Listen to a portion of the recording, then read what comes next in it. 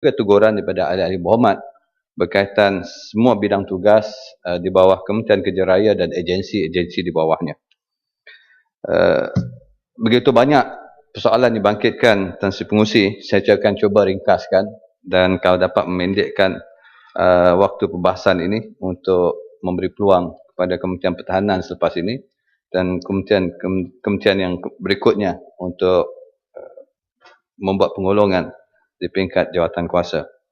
Saya akan pecahkan perbahasan jawapan saya ini kepada beberapa peringkat. Pertama, berkaitan dengan peruntukan bajet 2014 yang dibangkitkan oleh Yang Berhormat daripada Ampang, Indah Mahkota dan juga Teluk Kemang, iaitu mengapa berlaku penurunan yang ketara bagi program pengurusan KKR sekiranya dibanding dengan tahun 2013 dan juga tahun 2014. Untuk makluman ahli Yang Berhormat, penurunan yang dimaksudkan ini melibatkan komponen penyelenggaraan bangunan guna sama persekutuan dan juga kuarter berjumlah RM160 juta yang telah dipindahkan daripada program pengurusan KKR pada program khusus iaitu di bawah kod 060-600 penyelenggaraan bangunan guna sama persekutuan dan kuarters.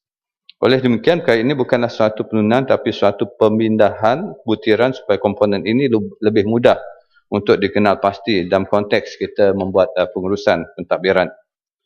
Begitu juga berkaitan dengan pengurusan cawangan kejuruteraan Senggara iaitu 050100 mengalami penurunan sebanyak 90%. Untuk makluman ahli berhormat dan belanjawan 2013 ini nilai atau kos bagi penyelenggaraan jalan dan cerun persekutuan adalah sebanyak ringgit Malaysia 888 juta dan diletakkan di bawah program 050100. Bagi tahun 2014 pula komponen penyelenggaraan jalan dan cerun persekutuan ini telah dikategorikan semula di bawah program khusus iaitu 060700, 060800 dan yang berjumlah ringgit Malaysia 1.164 bilion. Berkaitan dengan cerun yang dibangkitkan oleh ahli parlimen daripada Rantau Panjang dan juga Ampang, iaitu apakah program dilaksanakan untuk memastikan jalan-jalan terlibat dengan cerun membahaya selamat digunakan. Untuk makluman ahli berhormat, sejak tahun 2006 lagi JKR melalui bahagian kejuruteraan cerun telah menjalankan kerja pemetaan cerun bahaya dan berisiko untuk jalan persekutuan JKR di Semenanjung, Sabah dan juga Sarawak. Kerja ini dijalankan secara berperingkat-peringkat. Kerja pemetaan jalan-jalan persekutuan di Semenanjung telah siap dijalankan dan untuk jalan persekutuan di Sabah dan Sarawak sekarang ini insya-Allah akan siap pada akhir tahun ini. Inventory cerun di Sarawak telah juga dijalankan, cuma kerja pemetaan bahaya dan berisiko yang terperinci perlu dijalankan. Peta bahaya yang telah siap diserahkan pada JKR Negeri untuk kerja pemeriksaan dan juga penyelenggaraan. Berkaitan dengan penubuhan unit cerun di JKR kepada bahagian cerun, sama ada perlu ada garis panduan supaya kita dapat timbulkan ataupun hasilkan garis panduan untuk pembangunan di cerun. Untuk makluman ahli berhormat Ampang, Kabinet telah mengarahkan JKR untuk membuka cawangan kejuruteraan cerun pada tahun 2003. Cawangan kejuruteraan cerun telah ditubuhkan pada 2 Februari 2004. Kementerian Perumahan dan Kerjaan Tempatan pada tahun 2009 telah menyediakan garis panduan perancangan pembangunan di kawasan bukit dan tanah tinggi untuk diguna pakai oleh semua PBT. Pada tahun 2010, Jabatan Perancang Bandar dan Desa Negeri Selangor juga telah saya kira diadopt untuk program-program garis panduan itu dilaksanakan di semua peringkat. Dan untuk makluman juga sebenarnya di mesyuarat Majlis Jawatan Kuasa yang melibatkan semua Majlis Menteri Besar dan Ketua-Ketua Menteri, perkara ini dibentang dan dibincangkan supaya di peringkat negeri akan setuju untuk melaksanakan garis panduan yang telah ditetapkan. Sebab semua pembangunan untuk tanah tinggi diluluskan oleh Majlis Perbandaran Tempatan, bukannya diluluskan oleh peringkat persekutuan. Jadi sebab itu jalinan kerjasama di antara negeri dan daerah amat perlu sekali sebab kelulusan segala projek perancangan adalah dibuat di peringkat majlis daerah ataupun majlis perbandaran tempatan. Seterusnya berkaitan dengan PEN Borneo yang telah dibangkitkan. Ada beberapa ahli-ahli berhormat yang telah membangkitkan berkaitan dengan PEN Borneo. Khususnya Yang Berhormat Tuaran membangkitkan bahawa meluahkan perasaan beliau peruntukan agak sedikit kalau dibandingkan dengan manifesto yang telah diumumkan oleh kerajaan untuk memastikan bahawa PEN Borneo ini dapat disiapkan dan apakah perancangan dijalankan. Untuk makluman ahli berhormat, peruntukan 500 juta untuk kerja-kerja permulaan projek yang mana keutamaan diberikan pada lorong-lorong memotong dan rawatan black spot. Peruntukan tahun-tahun berikutnya telah dirancang mengikut keutamaan dan peruntukan akan dipohon mengikut tempoh rolling plan yang akan datang. Keseluruhan jalan, panjang jalan daripada Sematan ke Tawau adalah sepanjang 2,239 km, iaitu 1,988 adalah masih single carriageway, manakala yang single carriageway dua lorong dan 251 km adalah dual carriageway. Anggaran kos untuk menaik taraf jalan PEN Borneo ke dual carriageway adalah dalam hitungan ringgit Malaysia 22 bilion dan mengikut perancangan Highway Network Development Plan akan siap menjelang tahun 2025. Kos pembinaan jalan dual carriageway di Sabah banyak bergantung pada kos pengambilan tanah dan juga kos pengalihan utility yang banyak dan berbeza antara bandar dan luar bandar. Setakat tahun ini, kos projek-projek naik taraf ke dual carriageway adalah dianggarkan berjumlah 11.3 juta untuk 1 kilometer ke 28 juta sekilometer, bergantung dengan keadaan permukaan bumi dan juga nilai-nilai tanah yang perlu kita ambil. Antara projek PEN Borneo yang akan dilaksanakan dalam 5 tahun akan datang ialah naik taraf Jalan Sibu Bintulu, 95 lorong memotong sepanjang Jalan Kuching ke Miri, menaik taraf Jalan Kuching Serian mile 10 to 15 dengan izin, naik taraf Jalan Dongongan Papar Package 2 dan 3, naik taraf Jalan Kepayan Persimpangan Lok Kawi Fasa 1, dan juga dinyatakan oleh Yang Berhormat Tuaran tadi, iaitu untuk memperkenalkan sama ada kita akan memperincikan pembangunan jalan raya khususnya di Sabah yang berbukit bukau dengan memperkenalkan tunneling system dengan izin. Pada pandangan kami setakat ini, daripada anggaran kasan dibuat, harga pembinaan untuk membuat tunnel berbanding dengan jalan yang sedia ada, kaedah yang sedia ada, tunneling system lebih mahal. Tapi dari segi kebaikan, ianya akan dapat mengurangkan tanah runtuh. Tapi dari segi penyelenggaraan, kosnya agak mahal. Pertama, semua tunnel system memerlukan lighting ataupun pencahayaan. Kedua, dia memerlukan ventilation, iaitu pengudaraan. Dan ketiga, ianya memerlukan drainage ataupun sistem khususnya di kawasan yang flood prone area ataupun kawasan yang kerap berlaku banjir. Dan ini sudah pasti memerlukan farm requirement dan akhirnya kos untuk maintenance ataupun penyelenggaraan mungkin lebih tinggi.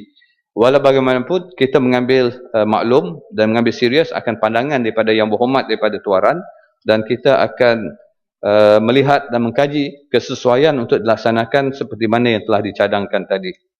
Begitu juga Yang Berhormat Tuaran menanya berkaitan dengan Jalan Talipuk, Pekan Kiulu, Lokos, Toboh, Randagong, sama ada telah diluluskan dalam bajet 2014. Untuk makluman ahli berhormat, projek ini setakat ini tiada dapat peruntukan di bawah rolling plan yang keempat ataupun di bawah peruntukan tahun 2014. Namun insya-Allah saya akan mohon balik supaya ianya dapat dipertimbangkan dalam 2015 yang akan datang.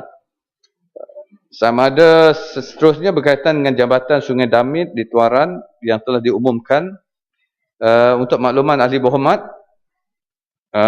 untuk Jambatan Sungai Damit ini kita akan membuat proses tender pada bulan Disember ini.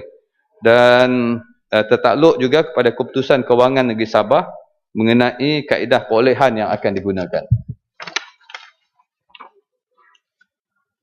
Untuk menjawab Yang Berhormat, dibawa penjelasan. Terima kasih Yang Berhormat Menteri, terima kasih Tan Sri Pengurusi. Jalan Talipok Pekan Kilo Rendagung ini salah satu jalan alternatif yang amat penting dan sebagian daripada Pan Borneo Highway.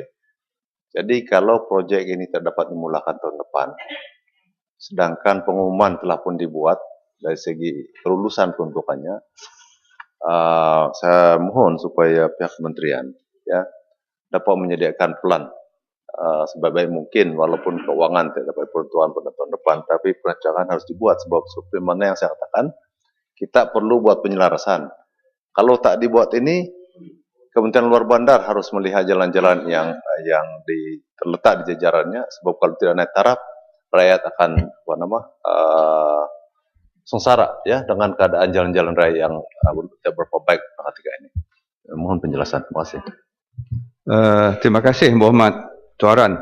Pandangan yang berhormat akan kami ambil maklum. Seperti mana saya katakan tadi, dari segi perincian, termasuklah desain dan kajian, akan kita buat dan kita akan kemukakan pada Central Agency untuk dipertimbangkan bagi keseluruhan projek tersebut.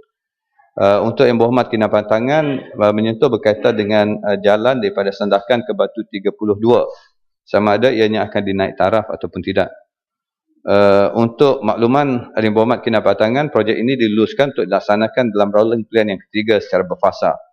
Pada ketika ini, fasa 4 dilaksanakan dahulu, iaitu dari Pekan Gum-Gum sepanjang 7.16 km dengan kos lebih kurang 92.5 juta.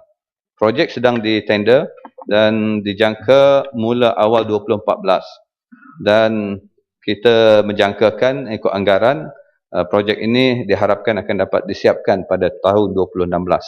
Bagi fasa seterusnya, insya-Allah akan dilaksanakan dalam rolling plan berikutnya, tertakluk kepada sudah pasti kelulusan daripada Central Agency.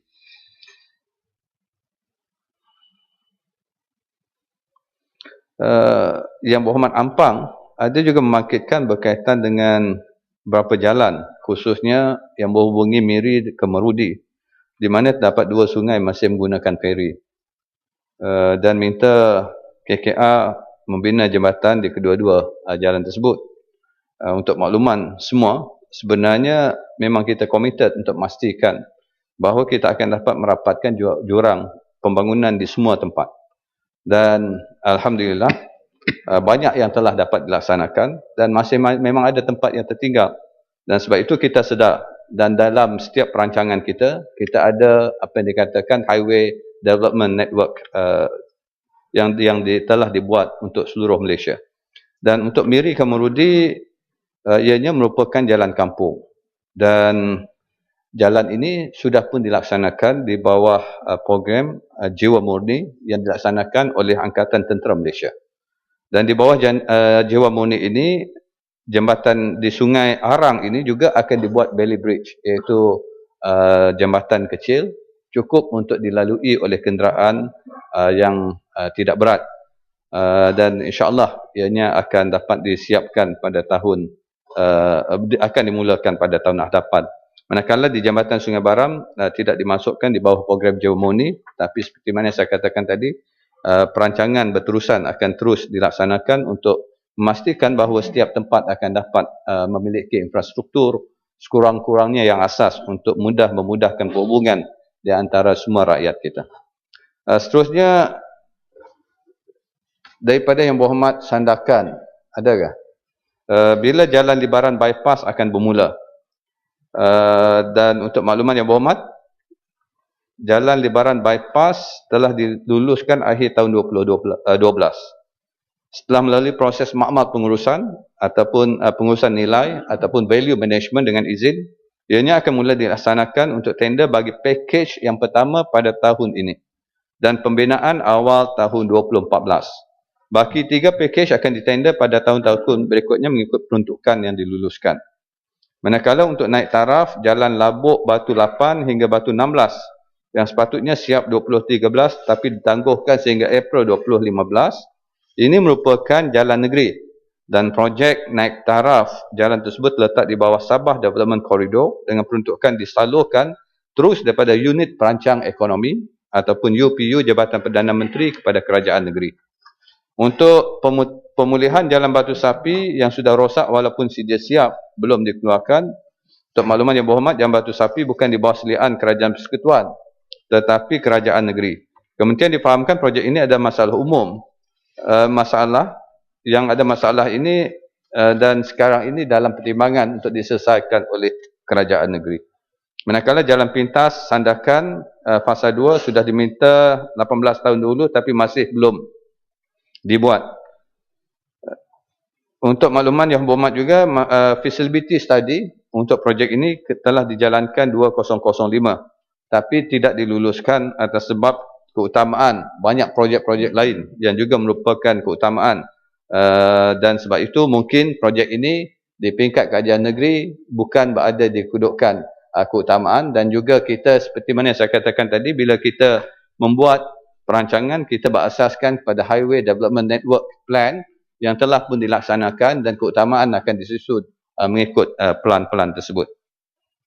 Lorong ketiga dan persimpangan tingkat Kota Kinabalu, untuk setakat ini projek untuk membina 2 jejambat dan membina 10 km lorong ketiga di jalan lintas KK telah diluluskan pada tahun ini. Maklumat pengurusan nilai bagi projek ini dijangka pada awal 2014 dan jangkaan tender adalah pada bulan April 2014. Jangkaan kita. YB juga minta supaya PAN Borneo dapat dihubungi untuk semua pekan di Sabah sama taraf dengan Semenanjung. Kalau kita dapat analisa daripada semua perbahasan tadi, kalau di Semenanjung kebanyakan highway, boleh katakan semua highway adalah dibuat berasaskan pada privatization, di mana ianya dibina oleh swasta menggunakan funding daripada pinjaman bank dan sebagainya. Dan disebabkan di Semenanjung ini mungkin kemungkinan ianya dapat dilaksanakan sebab kependudukan yang besar, ramai.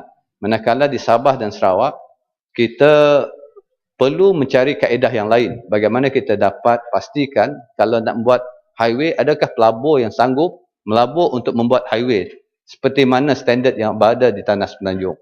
Jadi ini bergantung dengan pihak swasta, sama ada mereka mahu melabur dan membina, dan sama ada viable atau tidak untuk mereka bina dan cukup dana untuk mereka kutip balik daripada hasilan tol tersebut untuk membayar balik semua pinjaman dan pembangunan yang mereka lakukan. Dan sebab itu ianya bukan semudah seperti mana Yang Berhormat Sandakan katakan. Dan untuk saya melihat daripada dulu sampai sekarang 50 tahun yang dulu, jarang kita bercakap dan mengucapkan terima kasih pada Kerajaan Barisan Nasional. Sebab begitu banyak sudah jalan dilakukan, jarang kita ucap terima kasih. Sebab kita hanya bercakap 100 km jalan yang cantik, yang baik kita jalan, kita akan hanya mengutuk satu lubang yang kita lalui itu. Begitulah lumrahnya kita. Jadi saya mengharapkan kita sama-sama lah kena praktikal. Bahawa begitu banyak telah dilaksanakan oleh Kerajaan Barisan Nasional. Ya, Tuan Sri Speaker, boleh minta penjelasan dari Yang Berhormat Timbalan Menteri. Jadi mengikut Menteri punya kata, jadi bahawa Sabah langsung tak ada peluang menada satu repo rakyat yang begitu penting, Jadi ini termasuk ini Sabahan sini bengiaklah, mau minta satu repo rakyat mensampung semua ini major town, dengan izin. Tetapi kalau mengikut Menteri punya jawapan, jadi kita langsung tidak ada peluang. Saya fikir ini bukan saja mau mengikut yang mau bayar balik bagaimana ini dari ini penduduk sana. Yang sumbangan kita yang beri yang dari Sabah begitu banyak. Jadi satu lepo rakyat pun tidak boleh dapat. Ini kita tidak puas hati. Saya tidak tahu yang daripada ini ahli yang duduk di sebelah sana dari Sabah. Okay. Saya dah faham, Yang Berhormat. Biar saya respon pada Sandakan. Saya katakan, bukan saya kata tidak ada peluang. Bukankah kita melihat apa telah diumumkan? PAN Borneo misalnya, memang itulah komitmen. Dan penambahbaikan ini kita buat dari masa ke semasa, mengikut kemampuan kerajaan, mengikut dana yang kita ada, dan sentiasa ditambah baik. Adakah kita memejam mata, daripada dulu jalan gravel, jalan tanah, sekarang ini sudah pembetar. Berapa banyak jalan disandarkan yang sudah betar. Kan? Jadi sebab itu saya kata kita kena melihat pada keadaan yang realistik. Kalau juga termasuk PJ Utara mengatakan tadi di Kelang jambatan telah dilaksanakan. Apakah tidak kita mengatakan bahawa Kerajaan Persekutuan juga telah memperuntukkan pada Kerajaan Negeri Selangor melalui peruntukan Maris untuk mereka jalankan kerja-kerja supaya jalan-jalan negeri pun dapat diselenggara, dapat dibuat dan sebagainya. Adakah bukan itu merupakan satu keadilan yang dilaksanakan oleh Kerajaan Barisan Nasional? Itu kita kena adil. Bila kita menyebut sesuatu perkara, kita kena adil dan realistik. Dan yang pasti, saya juga daripada Tanah Borneo, saya juga memberi komitmen bahawa kita akan membuat yang terbaik mengikut kemampuan yang ada pada kerajaan, mengikut dana yang ada untuk memastikan bahawa kita akan dapat melaksanakan yang terbaik untuk bukan saja Sabah, bukan saja Sarawak, tapi seluruh Malaysia. Itulah komitmen yang kita berikan. Jadi sebab masa Tan Sri, boleh saya teruskan? Sikit je, yang lain. Datuk Menteri. Kemudian sikit je. Pasal dah sebut Selangor tadi. Tak patutlah kalau dah sebut tak beri pula Selangor. Okey, sila Baik, salam. terima kasih. Saya ucapkan terima kasih pada Tan Sri pengurusi dan juga pada menteri lah. Saya rasa bahawa menteri pun janganlah membutakan mata ya. Banyak negara-negara lain yang telah membina highway tapi tak ada tol dan tak ada penswastaan. Hakikatnya kerajaan dapat duit daripada hasil bumi berbilion-bilion di negeri Sabah. Berapa bilion setahun yang dapat. Kenapa tak boleh dibina? Janganlah beri alasan bahawa oh ini penswastaan dan penswastaan tak boleh buat, tak boleh guna dekat Sabah. Tak perlu guna penswastaan. Berapa banyak negara-negara yang lain bina highway, tak ada tol, tak ada penswastaan. Tiap-tiap bulan, tiap-tiap tahun kutip duit, cukai jalan, cukai ini, cukai itu, cukai ekspor atas kereta dan sebagainya, cukai pendapatan. Mana pergi duit itu? Kenapa tidak diberikan keutamaan kepada pembinaan infrastruktur? Dan saya nak betulkan Jerlun tadi, apabila projek penswastaan plus highway dilakukan, bukan semua setuju. Saya, pemuda PAS, kita buat bantahan dan demonstrasi. Kenapa? Kerana kita bantah penswastaan yang telah dilakukan, yang tidak didedahkan segala maklumat dan segala detail, termasuklah soal nak kena bayar balik pampasan kalau kutipan penitol tak cukup. Itu merupakan satu pengkhianatan yang telah dilakukan kerana duit rakyat digunakan di tempat lain. Kalau tak bayar cukai dikata pengkhianat, menghabiskan duit rakyat dengan cara yang sebegini juga merupakan pengkhianatan. Lebih-lebih lagi apabila perkara yang merupakan keperluan asasi dinafikan dan rakyat dipaksa untuk membayar kadar yang jauh lebih tinggi. Lalu saya minta yang berhormat menteri lah, jangan kata kami ni buta, tak akui hakikat dan sebagainya. Menteri pun kena buka mata. Nengok negara-negara lain, berapa ribu kilometer dibina tanpa tol, tanpa penswastaan. Kenapa mereka boleh? Kenapa negara Malaysia tak boleh? Sebab itulah. Duk. Kalau Shah Alam ni Tan Sri, saya komen sikit saja. Sila Tan Sri. Saya tertunggu-tunggu suatu hari nanti Shah Alam akan jadi Menteri Kerja Raya. Baik, terima kasih Tan Sri. Amin Tan Sri. Amin. Saya mau dengar pada ketika itu apabila dia serak macam mana cara menjawab. Sila.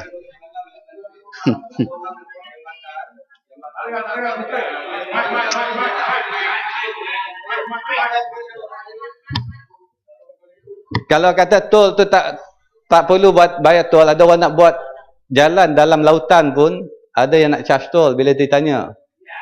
Itu belum jauh, baru dekat saja satu pulau kecil di negara kita, Tan Sri. Jadi kita cakap persoalan yang lebih besar tadi pun kadang-kadang semangat tu lebih sikit. Sebab kita maklumlah Shah Alam, sebab tu kadang-kadang Shah Alam ni kalau nak diberi, dia kena mungkin cari ilmu untuk sejukkan badan sikit supaya tidaklah tinggi sangat suaranya. Sebab kita semua sedang sedia mendengar sebenarnya Tan Sri. Tak payah berteriak pun kita dengar dengan jelas apa yang dia maksudkan. Sebab itu yang saya katakan menteri tadi kata membutakan mata. Tak betul tu. Siapa yang kata buta mata? Itu Shah Alam yang kata. Tadi tak menteri kita kata. Kita kena lihat. Menteri sendiri kata. Tak payah pergi jauh. Pembangkang jangan butakan mata. Nengok benda jalan yang banyak dibina dan sebagainya. Itu fakta. Check handset. Saya check handset besok. Kalau nak menengok, kalau negeri yang tak ada tol, tengok Asia Tenggara sajalah. Buat lebuh raya. Asia Tenggara Celah. saja. Singapura, Indonesia, Thailand. Tak ada tol ke? Ada. Dia sebahagian ada tol, tapi ada Datuk banyak Menteri. juga yang tak ada tol. Cukup. Saya cadangkan pada menteri, Sebab pergi itu kaedahnya, tengoklah dekat negara lain. Borneo, Kaedah- Labuan. Banyak tempat Okey, tak perlu. Datuk Menteri. Thailand ada highway yang konkret beratus kilometer tak ada tol. Jadi, Tan Sri, saya kira Ya. kalau konsep untuk kita membina tol highway ialah untuk Labuan. pay user basis. Kalau kita guna, kita bayar. Sebab itu di tanah Semenanjung sudah ada jalan alternatif. Jalan federal, jalan pun bagus. Kalau tak nak bayar tol, kita boleh guna jalan federal highway yang juga baik kedudukannya. Sebab itu di Sabah Sarawak kita tidak memikirkan berkaitan dengan tol. Federal Sebab highway kita pun ada baru tol lah, Tuan Menteri. Pen Borneo Trang Road. Tuan Menteri kena tengok Federal Highway pun ada tol, Tuan Menteri. Tak betul fakta tu. Mana federal yang highway? dah dibina 40 Labuan, Datuk tahun Menteri. yang lepas. Tiba-tiba bagi orang pasang tol. Macam Datuk mana Menteri tu, Tuan Labuan. Menteri? Saya kalau nak cakap tadi buta mata, sekarang ni ada orang buta hati pula, susah nanti. Ada yang kecil hati. Betul. Sebab ada paktoran tak ikut paktoran. Itu yang masalahnya, Tan Sri. Tengok, fakta, Jadi Tan kita Sri. ikutlah apa? Yang mula kata buta mata, menteri. Yang mula kata buta hati, Datuk Menteri Labuan. Kan kalau saya jawab, dia nafi pula. Duduklah. Labuan, Ikutlah Labuan. paktoran. Datuk Menteri Labuan. Kalau tak ikut paktoran nanti tak selesai masalah kita. Datuk Menteri Labuan sikit. Jadi Menteri, Tan Sri, saya teruskan. Isu Labuan seterusnya sikit. berkaitan dengan tol. Menteri boleh bagi celah. Tak apa, biar selesaikan dulu. Sebab Menteri, waktu Labuan, kita agak Labuan. pendek. Labuan. Saya belum sembahyang asar lagi. Saya nak habiskan untuk saya sembahyang asar. Datuk Menteri Labuan sikit. Menteri, tentang tol saya nak Berkaitan tanya dengan ni. tol, Tan Sri. Saya duduk berkaitan dengan mengapa pampasan perlu dibayarkan. Ada beberapa ahli berhormat yang membangkitkan. Saya katakan bahawa pembahasan adalah untuk kita bayar disebabkan penangguhan kenaikan kadar tol seperti mana dipohon oleh kebanyakan pihak dulu. Dan bila ditangguhkan, maka di bawah peruntukan perjanjian, ianya perlulah dibayar sebab peruntukan perjanjian itu sudah ada. Manakala perkongsian pula diterima oleh kerajaan sebelah kutipan tol melebihi unjuran pada tahun operasi tersebut. Ini bagi menjawab soalan yang dibangkitkan oleh Ampang, dan hasilan kepada keuntungan itu berasaskan pada hasilan ataupun kutipan sebenar tol. Dan kalau ada keuntungan, maka ianya akan dikongsi di antara konsesi dan juga kerajaan. Dan kalau mengikut perincian, sejumlah 460.86 juta adalah seperti berikut. Pertama, 381.86 adalah untuk bayaran pampasan tol. 68 juta lagi untuk program rebate tol. 11 juta lagi untuk kos operasi dan penyelenggaraan persimpangan bertingkat Indah Putra, iaitu di Lebuh Raya Link kedua. Soalan yang dibangkitkan juga oleh Ampang, mengapa tol tidak dimansuhkan? Berdasarkan maksud subsidi pemandu, berdasarkan makmal subsidi pemandu pada tahun 2010, kos rasionalisasi Lebuh Raya beroperasi adalah ditangguhkan. 400 bilion yang merupakan implikasi kewangan tinggi kepada kerajaan. Pengambil alihan ini boleh memberi kesan pada imej kerajaan di kalangan para pelabur. Pengambil alihan ini juga makna kerajaan perlu menyediakan peruntukan setiap tahun untuk tujuan operasi dan penyelenggaraan Lebuh Raya. Dan adakah kita akan memansuhkan Plaza Tol? Buat masa ini kerajaan belum mempunyai sebarang cadangan untuk memansuhkan Plaza Tol kerana ia melibatkan implikasi kewangan yang tinggi pada kerajaan. Walau bagaimanapun, setelah perbincangan dengan syarikat-syarikat konsesi untuk mengenal pasti kaedah untuk meringankan bebanan rakyat, maka kadar tol ada yang telah dibuat kajian semula, ada yang ditangguhkan, dan ada juga kaedah pembayaran yang berlainan yang kita telah perkenalkan. Dan soalan dari PJ Selatan, sama ada kerajaan bersetuju untuk mengurangkan kadar tol. Cadangan pengurangan tol perlu dilaksanakan secara bersamaan bagi setiap syarikat konsesi Lebuh Raya. Sebab berbeza, setiap konsesi mempunyai perjanjian yang berbeza daripada awal dulu sehingga kan sekarang banyak perubahan penambahbaikan yang telah pun kita laksanakan. Dan sehingga kini pengurangan tol telah dilaksanakan seperti di Lebuh Raya Kesas, Plaza Tol PJ S2 Lebuh Raya NPE dan juga Plaza Tol Sungai Neo Lebuh Raya BOR, dan di samping itu kerajaan telah laksanakan penstrukturan semula kadar tol di Lebuh Raya Plus dan MTD di mana tiada kenaikan tol untuk 5 tahun. Maklumat, Ampang berdiri, maklumat. Ya, Ampang. Terima kasih Tuan Sri Pengerusi, Menteri. Saya minta penjelasan kerana tadi sebut kena bayar itu dan inilah tadi ya, mengenai wang peruntukan 460 juta tu. Tetapi tolong beri penjelasan tentang kenyataan mantan menteri yang menyatakan bahawa kerajaan tidak lagi perlu membayar pampasan kepada syarikat konsesi Lebuh Raya, tetapi sebaliknya turut mendapat keuntungan setelah menstrukturkan semula hasil daripada kutipan tol menerusi konsep perkongsian keuntungan pada Februari tahun lalu. Tahun ini dia buat statement ni di utusan ni. Unless utusan ni memang surat khabar yang tak boleh pakai lah. Yang Muhammad Menteri, sikit tambah sikit. Sekejap. Let me respond ini dulu dengan izin. Seperti mana saya katakan tadi, dia banyak perbezaan antara satu syarikat konsesi dengan perjanjian daripada yang dulu sehingga sekarang. Misal katanya Plus, yang kita buat perbincangan, akhirnya mereka sudah menstrukturkan tol mereka. Dan daripada tarikh persetujuan itu untuk 5 tahun tidak ada akan kenaikan, iaitu supplement agreement kepada perjanjian tersebut. Manakala untuk perkongsian, untuk perjanjian-perjanjian baru ini, kita kan ada aliran trafik yang kita buat kajian. Berasaskan apa yang telah mereka beri jaminan, kalau ada keuntungan daripada aliran trafik untuk tahun tersebut, maka perkongsian akan dikongsikan dengan kerajaan. Untuk trafik untuk syarikat konsesi di Lebuh Raya yang tertentu tersebut. Tapi tidak semestinya tiap-tiap tahun mereka akan dapat keuntungan, sebab ianya bergantung dengan jumlah trafik yang melalui kawasan tersebut. Dan di situ kita dah dapat berunding dengan mereka dan mereka bersetuju untuk memberi kembali kepada kerajaan. Di samping itu sudah pasti saya yakin bahawa syarikat konsesi juga membayar cukai pada kerajaan dengan keuntungan di samping pada keuntungan laluan trafik yang telah dipersetujui untuk diberikan kembali kepada kerajaan. Itu memang wujud. Tapi tidak mengatakan dihapuskan. Tiada mengatakan maka dihapuskan. Tiada. Yang dimaksudkan ialah perkongsian dan kadar tol adalah ditetapkan di bawah perjanjian. Sama ada kenaikan ataupun tidak, ianya ditetapkan pada perjanjian tersebut. Ya, PJ Selatan. Di depan saya. Terima kasih, Pak Menteri. Tadi Menteri ada kata yang sebut tadi, yang telah dihapuskan bilangan tu, itu berlaku sebelum PIU 13. Yang janji Barisan Nasional semasa PIU 13, dia kata nak kurangkan bilangan tu. Tapi dalam bajet tahun depan, tak ada langsung sebut begitu.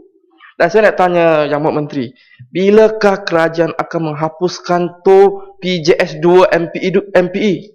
Dah janji lama nak hapuskan tol ni, tapi langsung tak ada, hanya kurangkan sebelah tol di sebelah, tapi sebelah lagi masih kutip RM1. Jalan tu, jalan Kelang lama sedia ada, naik taraf, dilebarkan, tapi buat satu tol di sana. So saya harap Menteri, saya mohon hapuskan Plaza Tol ni, PJS2 NPE. Terima kasih. Sambung sikit Menteri. Menteri. Terima kasih Tan Sri. Saya nak tanya tadi, Menteri kata untuk perjanjian dengan Plus tadi, Menteri kata ada restructure dalam bentuk supplemental agreement, di mana dalam masa 5 tahun tidak dibenarkan untuk menaikkan tol. Persoalan saya, boleh tak Menteri diklasifikasikan perjanjian supplemental itu untuk kita ahli parlimen yang diberikan salinan? Satu.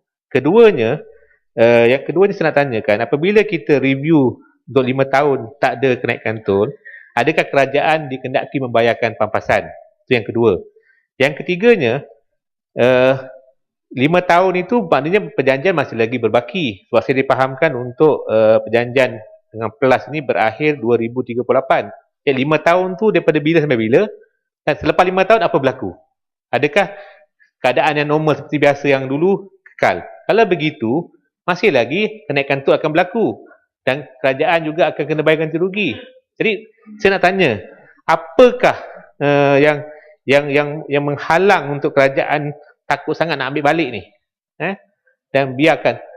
sekarang kenyataannya mereka telah pun mendapat keuntungan. Kalau mereka, saya rasa untuk plus ni tak ada orang yang akan menafikan bahawa volume traffic ini, plus ini, volume yang paling tinggi. Ya, kalau tempat lain, kalau dia selaru ke Senai, memanglah kita tengok dia punya volume memang kecil. Tapi untuk Lebuh Raya plus ini, saya rasa volume dia terlalu tinggi. Mungkin sehari je mereka dah boleh untung banyak dah.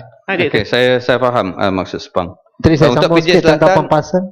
Untuk PJ Selatan, kita tertakluk pada perjanjian. Dan apapun perjanjian tersebut kita kena patuhi, dan kalau kita pelanggaran kepada perjanjian maka ianya akan mendedahkan kerajaan kepada Menteri, sekejap, kerajaan boleh biar buat saya selesai akan menjawab. Kerajaan boleh guna kuasanya untuk hapuskan tu. Tak boleh ikat kepada perjanjian. Ikutlah peraturan, duduk dulu. This is my flow. Saya baru nak selesai menjawab. Kalau tidak saya tak menjawab nanti. Okey? Sebab kita terikat pada perjanjian.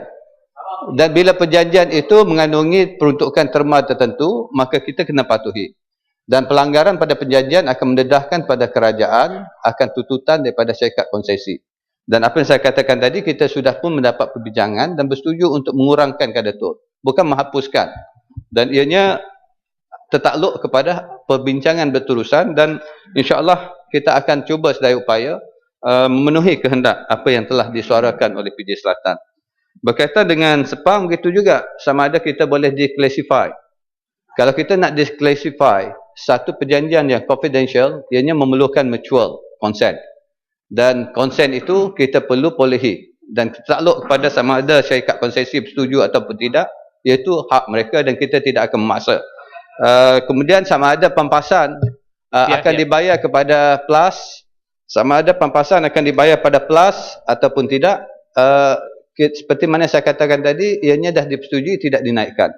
Kadar tol untuk 5 tahun. Lepas 5 tahun? Sekejap lah. Kalau saya tak mau mendengar jawapan, macam mana saya nak faham? You nak faham, sebab itu jangan tanya dulu, biar saya menjawab dulu. Kita kata 5 tahun. Dan kaedahnya banyak cara. Sama ada kita membayar pampasan ataupun kita extendkan time frame supaya dilanjutkan tempoh masa tol tersebut, dan kita tidak akan membayar pampasan. Dan banyak kaedah perundingan yang telah dilakukan, kaedah-kaedah. Dan seperti mana saya katakan tadi, untuk plus highway, north south highway ini, kita kena melihat bahawa kalau kos-kos penyelenggaraan, siapakah menanggung? Seperti mana dikatakan oleh Jelun tadi. Yang Muhammad Jelun mengatakan bahawa plus highway dulu standardnya patut 2 lorong. Sekarang ni dah jadi 3, jadi 6. Ada juga diminta ditambah lagi. Banyak tempat-tempat dimintakan untuk ada interchange, untuk mengurangkan kesakan. Dan banyak kerja tambahan yang dilaksanakan. Adakah ini tidak diambil kira? Okey. Saya nak tanya Menteri. Kalau Menteri kata ada banyak cara. Satu caranya ialah kita mungkin extend period agreement itu. Mana ke 2038 mungkin extend lagi. Kalau itu yang berlaku Menteri, sampai bila? Sampai kita mati hidup semula pun kita bayar tol. Mesti ada satu pengakhiran terhadap bayar tol ini. Mana kena cut off. Jadi sebab tu saya tanya, sebab itu kalau Menteri kata kalau nak declassify kena dapat mutual consent, bagaimana consent pembayar tol ini? Adakah pembayar tol ini kita bukan stakeholder juga? Kita yang bayar. Dua-dua pihak dapat keuntungan, kita bayar, lepas tu kita tidak ada apa-apa. Nak dapat tengok agreement pun tak boleh. Sayanglah, kalau kita selaku peguam, kalau konsen hanya melibatkan pihak yang menandatangani perjanjian. But you are representing the government, representing the people. Duduklah. Kamu adalah mewakili kerajaan. Dari segi perundangan, kalau kerajaan mewakili rakyat, kerajaan tak boleh bela rakyat. Jangan jadi kerajaan lah, biar kami jadi kerajaan tukar. Apalah. Jadi kerajaan tak boleh bela rakyat. Menteri, pampasan tol. Menteri, pampasan tol. Duduk dulu. Saya nak selesaikan soalan sikit berkaitan Menteri, dengan isu pampasan tol tadi. Saya nak selesaikan berkaitan dengan isu tol dulu. Siap. Tak. So, sikit lah. Saya nak minta penjelasan yang Muhammad. Untuk sikit. Berkaitan dengan pampasan tu tadi, saya dah ada perjanjian. Saya nak minta penjelasan Tan Sri. Apakah kerajaan pada hari ini, khususnya yang berhormat Menteri, berpuas hati dengan perjanjian-perjanjian yang telah dibuat oleh kerajaan sebelum ini semasa menandatangani perjanjian itu dengan pihak syarikat konsesi? Adakah maknanya kerajaan telah buat kajian setuju dengan bahawa itu memang betul, ataupun memang ada satu pandangan lain tapi tak boleh nak buat apa-apa? Itu saya nak minta penjelasan. Kalau perjanjian, sebab tu yang saya katakan tadi, apa-apa kita nak buat, perjanjian sudah ditandatangani, sama ada saya puas hati ataupun dia tak, bukan persoalannya. Kita kena patuh kepada perjanjian. Dan kita akan kena laksanakan apa yang telah dipersetujui. Sebab itu, negara kita akan dihormati kalau kita mempunyai sebuah kerajaan yang sentiasa memegang pada perjanjian. Sebab perjanjian negara luar pun akan melihat. Perjanjian royalty Terengganu, you langgar, boleh pula. Tiba yang ini cakap pasal perjanjian. Ekor peraturan. Ada perjanjian Petronas dengan kerajaan Terengganu. Ini bukan flow. Tapi pergi cakap pasal perjanjian. Perjanjian apa ni? Duduk. Kena hormat perjanjian. Tapi royalty langgar. Tak bayar royalty. Boleh pula. Ini cakap berbelit-belit ni. Apalah Menteri. Ahli yang berhormat, Sepang. Ahli yang berhormat. Duduk dulu, Menteri dulu. Yang berhormat berdiri sana, duduk dulu sekejap.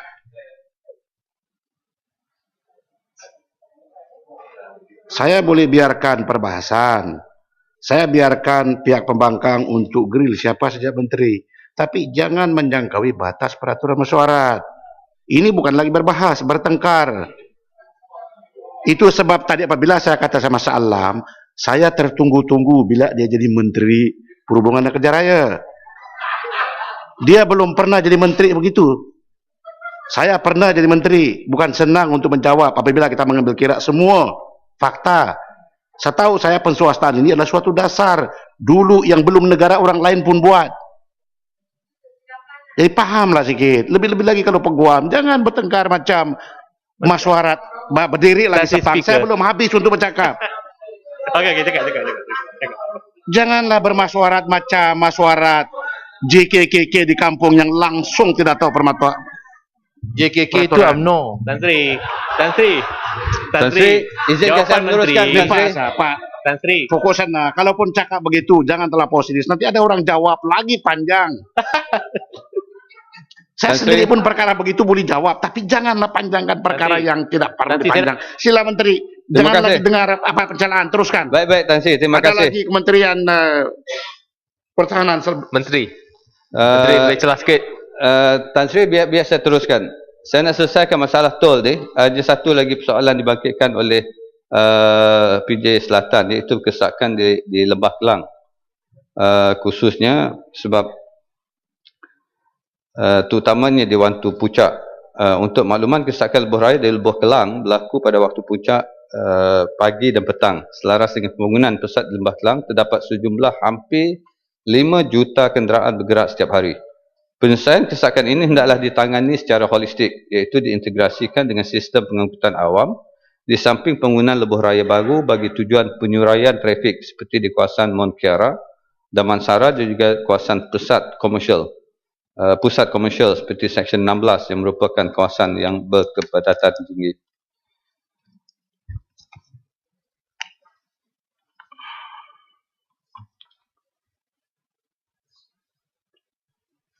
Saya akan beralih seterusnya berkaitan dengan isu yang dibangkitkan, iaitu kualiti penyelenggaraan jalan raya. Saya menerima teguran daripada semua ahli-ahli yang berhormat dengan secara terbuka. Misalnya untuk Kinabatangan dan Bintulu membangkitkan untuk penggunaan penjagaan jalan di Sabah dan Sarawak. Untuk makluman, di Sabah ada 2 syarikat penyelenggara, manakala di Sarawak ada 3 syarikat penyelenggara jalan persekutuan. Bagi jalan negeri dan PBT di Sabah Sarawak adalah di bawah kerajaan negeri. Bagi memastikan kualiti penyelenggaraan memuaskan, Kementerian sentiasa memantau melalui lawatan pemantauan, iaitu 3 kali setahun, dan juga mesyuarat pemantauan 4 kali setahun. Walau bagaimanapun, pihak JKR telah dibertanggungjawabkan untuk mengawasi kerja syarikat konsesi melalui quality assurance dan juga quality control sebelum pembayaran dibuat. Antara faktor keadaan jalan yang rosak dan tidak rata adalah faktor kenderaan yang berat yang membawa muatan melebihi had. Untuk makluman, Kementerian sentiasa berbincang dengan pihak kerajaan negeri serta agensi penguatkuasa seperti polis dan juga JPJ supaya dapat memastikan had muatan ini dipatuhi oleh kenderaan-kenderaan dan penguatkuasaan dapat dilakukan oleh agensi berkenaan, sebab ianya bukan di bawah tanggungjawab kementerian kami. Begitu juga berkaitan dengan peruntukan. InsyaAllah kita akan terus memastikan dan memohon daripada Central Agency supaya peruntukan untuk penjagaan ini dapat diberi secukupnya, supaya kita akan dapat sentiasa melaksanakan penjagaan jalan dengan sebaik mungkin.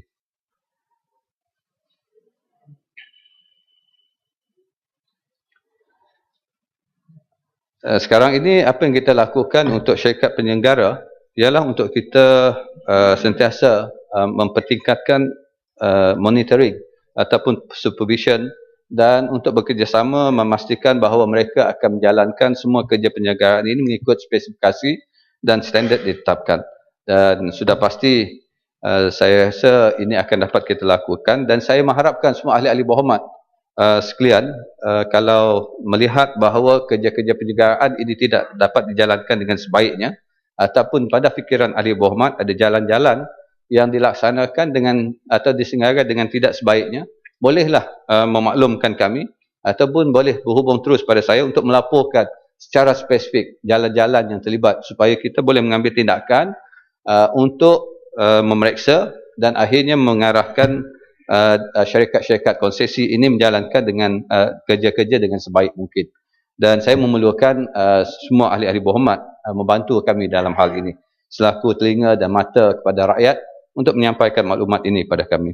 Dan ada beberapa perkara lagi yang dibangkitkan iaitu berkaitan dengan biar saya selesaikan, kalau ada masa nanti saya beri peluang mengenai penyelenggaraan sebelum beralih ke topik yang lain. Terima kasih Yang Berhormat Menteri dan juga Tan Sri Pengerusi.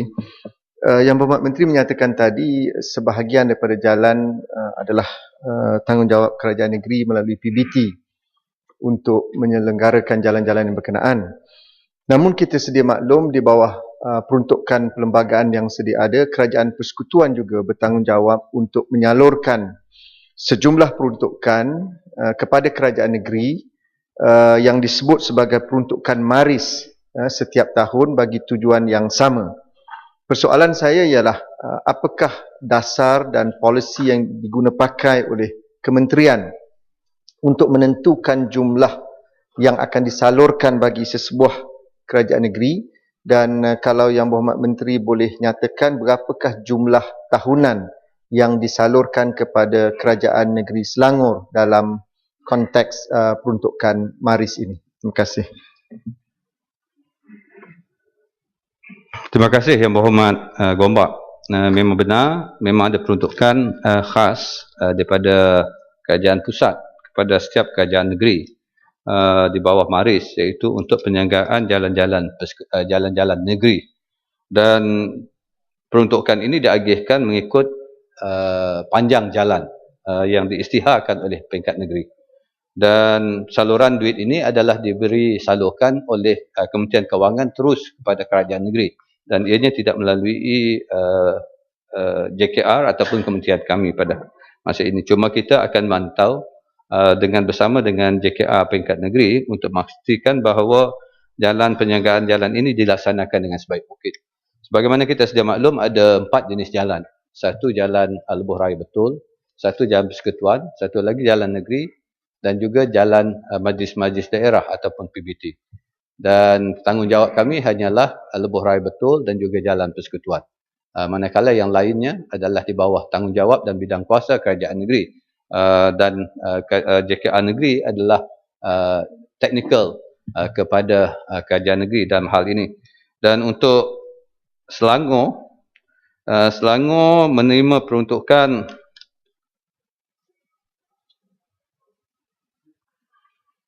sejumlah keseluruhannya, satu untuk standard road, untuk sebahagian lagi untuk substandard road, keseluruhannya 498 juta lebih setahun untuk 2013. 498,033,993. Jadi itulah peruntukan yang telah diagihkan pada negeri Selangor untuk itu. Jadi kalau diizinkan, saya tidak akan menjawab secara spesifik pada setiap persoalan dibangkitkan oleh ahli parlimen, tapi saya akan mengikut pada tajuk. Menteri, boleh saya mencela? Satu soalan saja. Ini berhubung kait dengan keselamatan rakyat. Duduk dulu. Nanti Sekejap. kalau masa saya bagi. Biar selesai pada Kalau apa saya yang boleh, dihujahkan tak tadi. apa Menteri, jawapan bertulis pun tak apa. Tak apa. Duduk dulu. Nanti you boleh last sekali. Nanti Kalau saya ada lepaskan apa. peluang ni macam mana Menteri? Seterusnya kepada Sikijang. Ahli Berhormat Sikijang mewakilkan sama ada KKR akan menambah bilangan pegawai mempunyai professional engineer untuk pastikan pegawai kompeten untuk kerja-kerja pengurusan. Untuk makluman Ahli Berhormat Sikijang, bilangan pegawai pengurusan dan profesional yang bertaraf profesional sama ada engineer, arkitek mahupun surveyors adalah berjumlah 594 orang, iaitu 17%. Kementerian memang menggalakkan semua pegawai-pegawai peringkat profesional untuk mengambil bidang-bidang ataupun certification professional bodies berkaitan. Sama ada berkaitan dengan penjelasan berkaitan pegawai skim J ataupun pengurusan projek, iaitu 91% banding 100% untuk projek khas, sehingga Oktober 2013 peratus pengisian pegawai pengurusan dan profesional bagi butiran pengurusan projek adalah 94%, manakala butiran projek khas adalah 93%. Untuk pegawai lantikan baru dan pelantikan dibuat dengan anggaran 4 kali setahun. Yang Berhormat Menteri, boleh keluarkan saham silah. Seminit. Boleh last sekali. Nanti. Sektor pakar. Ya. Sektor pakar. Nanti okay. biar saya selesaikan dulu.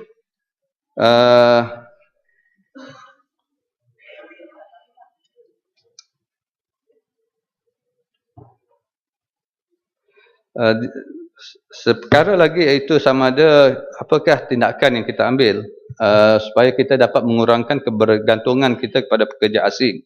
Ini dibangkitkan oleh Yang Berhormat Parit dan juga Lipis. Usaha industri pembinaan untuk membangunkan keupayaan tenaga kerja tempatan di samping mengurangkan kebergantungan kepada kerajaan tenaga asing. Apa yang telah kita lakukan ialah pertamanya untuk mengalahkan penggunaan sistem binaan berindustri ataupun IBS singkatannya. Program akreditasi pekerja tempatan dan asing, program pembangunan dan latihan kemahiran belia, meningkatkan penguatkuasaan, peraturan dan prosedur pengambilan pekerja asing, seterusnya membuat promosi kerjaya dalam bidang industri pembinaan, syarat menguatkuasakan pekerja mahir yang bertauliah, serta menjalankan kursus-kursus binaan yang dianjurkan oleh CIDB melalui 6 buah akademi binaan Malaysia di seluruh negara, supaya kita dapat meningkatkan kemahiran pekerja-pekerja mahir dalam bidang industri. Selainnya, Tan Sri, kebanyakan adalah permohonan khusus berkaitan dengan projek-projek di kawasan masing-masing. Kalau saya nak menjawab satu persatu mungkin mengambil masa yang agak panjang. Jadi saya mengharapkan saya akan mengambil maklum semua permohonan berkaitan dengan projek dan saya akan respon secara bertulis. Disebabkan ianya ada perkara yang spesifik dan mungkin saya memerlukan banyak detailing yang perlu dihuraikan dan disampaikan pada ahli berhormat kalau Tan Sri dapat mengizinkan. Dan saya mohon kebenaran ini untuk menyampaikan projek-projek secara bertulis. Satu lagi topik ialah berkaitan dengan kelas F. Untuk makluman, sekarang ini kita mempunyai lebih kurang 35,000 kontraktor kelas F di seluruh negara. Dan sekarang ini kita mengambil tindakan untuk memperincikan siapakah kontraktor kelas F yang benar-benar tulen. Bila katakan tulen, iaitu mereka yang benar-benar melaksanakan kerja secara sendirian, bukannya memberi subkontrak kepada orang-orang lain. Dan dengan pemutihan tersebut, dengan penelitian tersebut, kita memang dari segi dasar sentiasa membantu bukan saja kelas F tapi juga kelas E dengan kita mengagihkan projek, termasuk juga projek penyelenggaraan jalan. Ditetapkan bahawa berapa peratus mesti diagihkan kepada kontraktor kelas F. Menteri. Dan begitu juga ada beberapa ahli berhormat mengharapkan bahawa kita akan dapat memberi keutamaan kepada syarikat berdaftar di kawasan masing-masing untuk diberikan keutamaan mendapat projek di kawasan mereka. Dan insyaAllah perkara ini kita akan mengambil maklum. Cuma kalau projek-projek yang berasaskan pada tender, sebab sekarang ini di bawah kementerian kita semua projek adalah berasaskan tender. Dan kalau tender, ianya kadang-kadang tender terbuka pada semua rakyat kita, syarikat yang berdaftar di Malaysia. Dan sebab itu ianya ditentukan oleh bukan kontraktor berasal di tempat tersebut, tapi berasaskan pada pertama penilaian dari segi kemampuan kewangan, kedua dari segi teknikal dan juga kemampuan mereka melaksanakan projek tersebut. Tapi apapun kita mengambil maklum akan pandangan ahli-ahli berhormat dan kita akan mencari jalan bagaimana kita dapat melihat. Tapi kalau kontraktor tempatan memang ada kemampuan kewangan dan teknikal dan juga mempunyai rating yang baik dari segi penilaian tender, itu sudah pasti mereka akan diberi peluang untuk mendapatkan projek. Diharapkan singkat ya. Boleh. Menteri, tadi Menteri bincangkan tentang bagaimana kita kurangkan pergantungan kepada pekerja asing. Dan saya nampak bahawa di tempat-tempat lain seperti di Korea, di mana construction worker semuanya orang tempatan. Bagaimana mereka boleh buat begitu disebabkan oleh mereka ada satu training yang cukup baik, di mana ada kontraktor Korea memberitahu bahawa kalau mereka menggunakan satu orang Korea di Malaysia, dia boleh ganti 7 orang pekerja Bangla. Jadi kalau gaji ditingkatkan, maka semua rakyat Malaysia, kalau kita ada training yang begitu baik, contohnya CIDB mempunyai tabung yang cukup besar. Kalau digunakan untuk train anak-anak muda sekarang untuk menjadi pekerja kontraktor, construction worker, mereka akan menjadi pekerja yang baik dan tingkatkan pendapatan dan kurangkan pergantungan kepada pekerja asing. Minta penjelasan Menteri. Menteri, saya sambung sikit tentang Kuala Kangsar, Menteri, kemudian Batu Kawan. Batu Kawan. Kuala Kangsar dulu, kemudian Batu Kawan. Terima kasih Yang Berhormat Menteri, Tan Sri Yang Betul. Saya ingin menyentuh tentang sektor pakar yang di mana kita lihat akhir-akhir ini kekerapan berlaku, di mana kita lihat gegaran seismik dan juga gempa bumi berlaku di sekitar negara-negara rantau. Dan perkara ini memberi kesan yang lebih buruk dari hari ke hari, kerana kita lihat bahawa plate bumi itu sudah hampir ke negara kita. Dan saya ingin menanyakan tentang adakah pihak KKR mempunyai kepakaran ataupun unit-unit khas yang mana telah ditubuhkan untuk melihat kepada kajian dan juga menangani kesan-kesan bencana dan juga gegaran seismik ini. Saya dapat maklum juga mungkin cadangan Jabatan Kedua dan juga terowong di bawah dasar laut itu telah mengambil kira tentang kesan-kesan gempa bumi ini. Adakah ia akan dipanjangkan kepada bangunan-bangunan kita yang bakal mendatang ini, dan apakah kerana ia akan memberi satu implikasi kepada kontrak dan juga kajian dan juga kos dan juga kaedah mengimplementasikan projek itu. Jadi sejauh manakah pihak KKR bersedia menghadapi ancaman yang bakal mendatang ini? Sekian, terima kasih.